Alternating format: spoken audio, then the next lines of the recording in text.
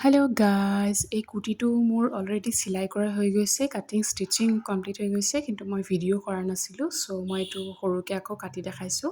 first west length ল'ব west লেন্থত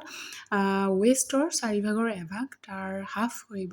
মানে যদি আপোনাৰ ধৰক 32 হয় 32 32ৰ 1/4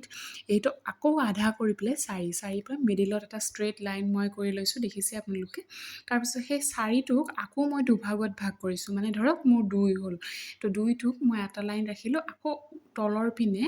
একদম বাহিৰৰ পিনে মই 2 ৰাখিলোঁ ৰাখি পেলাই সেইটো মই ভিডিঅ'ত ভালদৰে আচলতে বুজাবলৈ চেষ্টা কৰিছোঁ মই কাটি ল'লোঁ 2টো লৈ পেলাই আৰু তলৰ পিনে যিমানটো এক্সট্ৰা থাকি যায় সেইখিনি 2 পিনে এক্সট্ৰা থাকি যাব তো এক্সট্ৰাটো কাটি ল'লোঁ মই 2 খালি ৱেষ্টৰ মাৰ্কটো যাতে ভুল নহয় ৱেষ্ট যিটো মেজাৰমেণ্ট কাটি লৈ পেলাই এটা ছাইড চিধাকৈ এনেকৈ জইন কৰি ল'ব লাগিব আৰু নেক্সট যিটো ছাইডৰ একেবাৰে শেষৰ পাৰ্টটো আছে সেইটো উল্টাই পেলাই ল'ব লাগিব কিন্তু এনেধৰণৰ কুৰ্তি কৰিলে আপুনি এটা কথা মন কৰিব যাতে প্ৰিণ্ট এনেকুৱা ধৰণৰ প্ৰিণ্টেড কাপোৰ ল'ব বা প্লেইন কাপোৰ ল'ব যিটো উল্টাই দিলেও আপোনাৰ ডিজাইনটো ধৰক ভুল হৈ নাযায় বা উল্টি নাযায় তেনেকুৱা ধৰণৰ ডিজাইনৰ কাপোৰ ল'লে ভাল হয় এনেকুৱা চিলাই কৰিলে